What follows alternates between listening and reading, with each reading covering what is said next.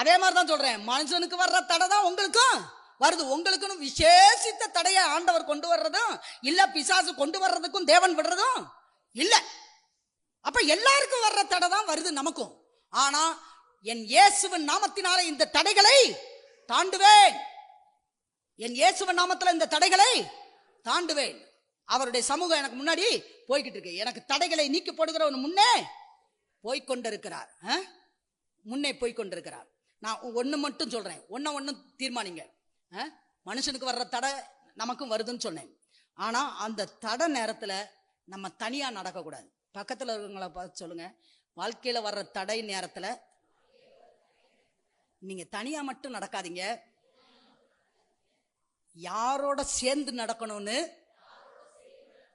தரமான தீர்மானம் எடுங்கன்னு சொல்லுங்க. யாரோட சேர்ந்து நடக்க போறீங்க? எத்தனை பேர் சொல்றீங்க யாரோட சேர்ந்து நடக்க போறீங்க? சிலருக்கெல்லாம் தடை, வாழ்க்கையில சில தடைகள் வந்ததுன்னா அவங்கள பார்ட்னரா சேர்த்துக்கிடுவோமா, இவங்கள ஹெல்ப்பரா சேர்த்துக்கிடுவோமா, இவங்கள சேர்த்துக்கிடுவோமா, அவங்கள சேர்த்துக்கிடுவோமான்னு செய்யறோம். ஆனா ஆண்டவர் என்ன எதிர்பார்க்கிறான்னா, என்னைய சேர்த்துக்கோ, என்னைய கூப்பிடு, என்னைய கூப்பிடு. ஆபத்து காலத்தில் அவன் என்னை நோக்கி கூப்பிடுவான், என்னை நோக்கி அவன் கூப்பிடுவான். நான் அவனோடு கூட இருந்து அவனை தப்புவித்தவனை கனப்படுத்துவேன்.